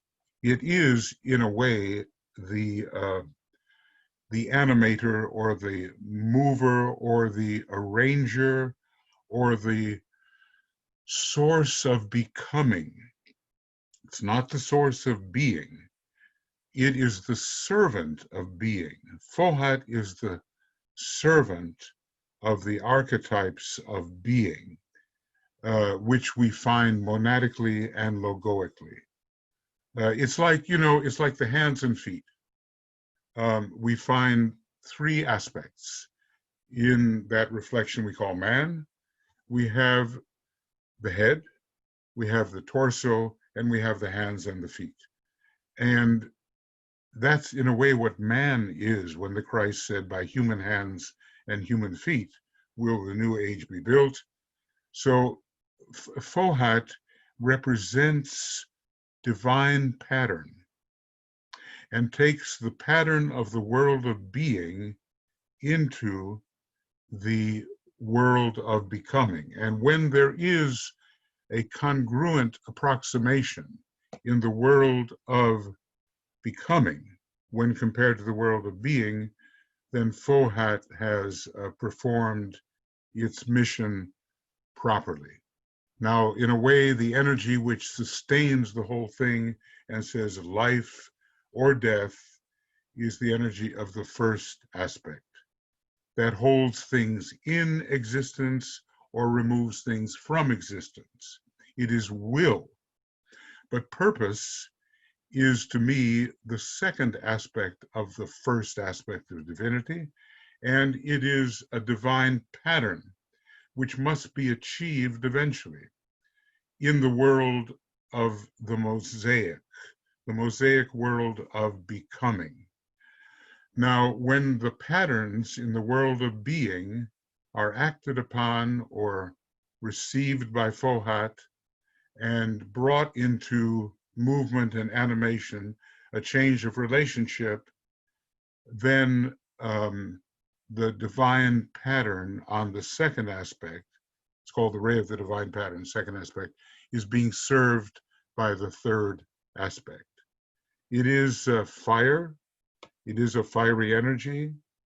It is, in a way, the animator, you could say the mover, but it depends on what we mean by animation, because anima is soul. Fohat is not exactly the soul of form. The second aspect of consciousness is the soul of form. But Fohat positions things properly so that soul can emerge and the right consciousness be evident within the world of becoming, which when there's chaos and a mess and all that, it never is. So right now, on our way to becoming sacred on this planet, we're doing a lot of rearranging, and cosmic electricity serving the divine pattern on the second aspect is doing that rearranging until we get a lock in, a kind of congruence which says, yes, now the lower finally reflects the higher. Heike writes in response to the discourse on the rotations of the rays and the planes, reminds me of the animations of Dwayne Carpenter. Yep. Maybe he has done one like that. And Anne Veronica writes, yes, he has done that. I have put into the chat box Dwayne's website information link. Yeah, he is the closest one to presenting, what he considers to be a good approximation to some of these descriptions. And maybe someone knows, Dwayne has presented it in such a way that this serpent appears against the horizontality of the planes. Is that what Anne Veronica is saying? Maybe I saw it once, I'm not sure, but maybe not. So Dwayne has that specific that specific diagram, moving diagram, where the serpent of wisdom is formed against the background of the planes. Is that what Anne Veronica is saying? I think it was just a reference to the overall discussion. Oh, okay. Yeah, because Dwayne is very good at that. He really, I remember, I've known Dwayne for 40 years. We've been friends for a long time, or maybe 30, maybe 33 years, maybe something like that. I'm sorry. And he was always dreaming of being able to do this. And when the computer technology became sufficient, then he was able to approximate some of these ideas which had not yet been visibly animated, and then he could do it. So yes, visit his website and you'll see a lot of interesting, his motion of the torus is very good, T-O-R-U-S, and there are just many things he's done, that's all. Thank you. Okay. And perhaps last two things that Ishtar has written. The nervous system in humans are a reflection of Fohat, and I use the word skin as a means to separate being from becoming through the action of Fohat. Maybe the idea, are we talking about membrane in a way, because that is usually the transitional area. We have impermeable membranes, and then we have porous membranes, which, yeah, or if not Jesse porous, writes. Yeah, Jesse writes. Yes, that is what I mean. okay, that is, yeah, that kind of transitional area whereby it is possible to take the point of tension of a higher type and transmit its realizations into a lower atmosphere. And eventually, there's got to be some kind of animation that shows that. But what it means is basically that Sanat Kumara walks the earth. In other words, the highest and the lowest meet is what it means. It's a seventh ray kind of dynamic, and it means that Shambhala no longer stays stratified and isolated, but is able to penetrate in a manifested manner everything. And so there is kind of an inversion of Shambhala. Right now, even, in fact, it does have a presence, we're told, in the Gobi Desert, in the ethers, in the higher ethers, and therefore are not so easily visible. But the White Island on the higher etheric plane is considered a shambolic presence. And eventually a complete externalization of the highest in the lowest will be brought about. Now, but of course, there are these things. Now, when you use the word membrane, I have another term for it that I call dimensional sealing, SEALING, dimensional sealing. And it means that there is a hermetic system of sealing one point of tension from a higher point of tension, And in the initiation ceremonies, this is practiced. A vacuum descends, and the initiates of a certain degree are no longer allowed to attend the initiation ceremony, and behind this vacuum, they are isolated. They are hermetically, dimensionally sealed away. So as we become more and more capable of achieving higher points of tension, we can break through those membranes or make them more osmotic, because osmosis is, a biological term that has to do with the transfer between levels via a membrane. We can make them more osmotic, and maybe Fohat even digs these holes through the membrane that allow for vacuums to be created, which allow a downflow and an upflow, which is much more direct and immediate. And therefore, Fohat will eventually facilitate the idea that the highest and the lowest meet. We're nowhere near that yet, okay? A few people have the full range of the cosmic physical plane, the Christ, the Buddha. They have the full range of the cosmic physical plane. I think at this particular time, they are the only ones. They can go from the highest logoic levels in the council all the way down to walking the earth in a tangible Maya Varupa, if they so chose to do it, which the Christ does choose to do.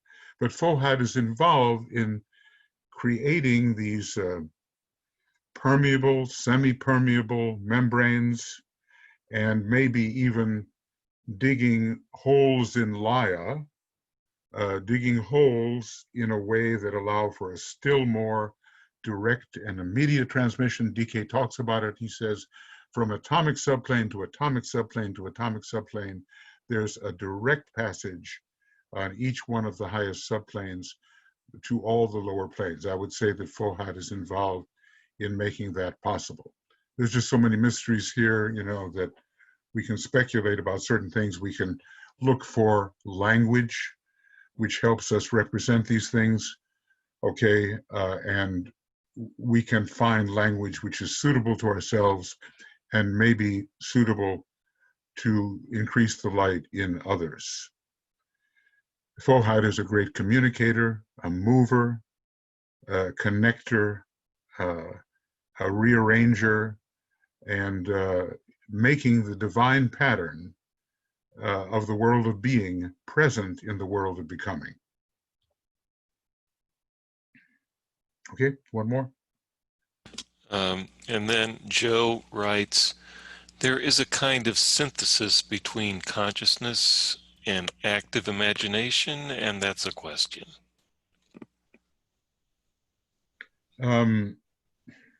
Yeah, in this way, I think so. One can use the creative imagination, well guided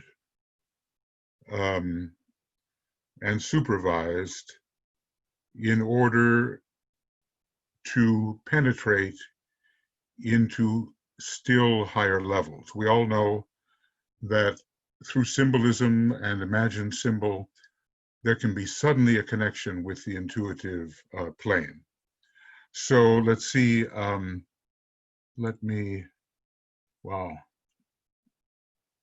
And I think you, oh ho. And yes, Michael, maybe you preserve this for us, right? So this is Joe Garso speaking. I thought it might have been the other Joe. But if you can preserve for us this chat, I think it's quite rich, okay? And I think of considerable interest, and then make it available to the people if that's possible. There's a kind of synthesis between consciousness and active imagination. In other words, I'll put it very simply, that active imagination can be used to increase the sensitivity, the depth, and the point of tension of other states of consciousness. It's like a bit of a pole vault, you know, you run with it and I'm sorry, something's going on here that I have to get rid of. I'm sorry, I hope you don't hear that, but if you do hear it, it sounds like a Skype call. It was, and I really, yeah, I can't do anything with it. Okay. Anyway, you use the active imagination to vault yourself into higher and more sensitive states of consciousness at a higher point of tension. So you can use them together. Yes, they are, in a way, they are different aspects, but they can be, the active imagination can be used as a servant for expanding and deepening the consciousness. I'll just put it in that simple manner. I would say so, yes, I would say so. Okay. That's it, huh? For the moment. Perhaps we have reached a point where we want to say the great invocation. Okay, so oh my goodness, how much is left? Or are we there? Really? We are there. Okay. All right. Well, you've done some good thinking, people. I think it's good. Some really intelligent thoughts and questions, and it's only by poring over this kind of material that we really are going to become more comfortable with it, and our language will increase, and these terms will be meaningful to us. So thank you for your work on this, and Michael, if you can give me a hand at some point figuring out our number system now that I've done some additional programs which are going to be listed separately, I would appreciate that. We could talk a few minutes after the meeting is wrapped up. Okay, well that'd be good. That'd be good.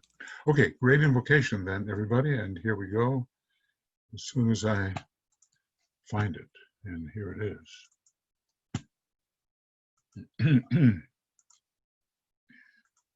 All right.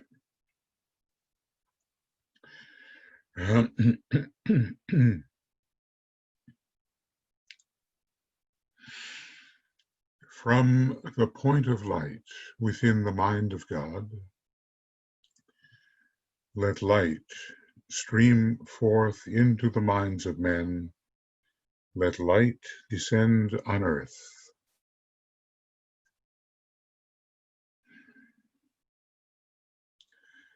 From the point of love within the heart of God, let love stream forth into the hearts of men. May Christ return to earth. From the center where the will of God is known, let purpose guide the little wills of men, the purpose which the masters know and serve. From the center which we call the race of men, let the plan of love and light work out, and may it seal the door where evil dwells. Let light and love and power restore the plan on earth.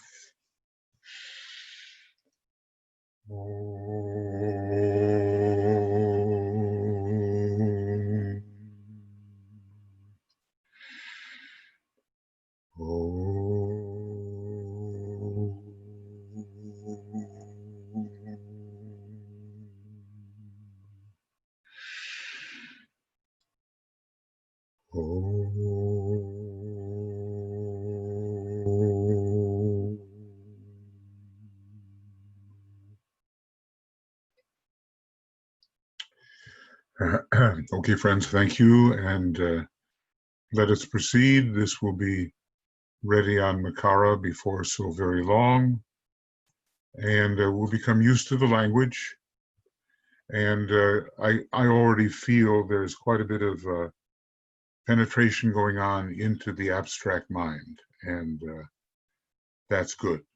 That shows that some degree of success in our pursuits.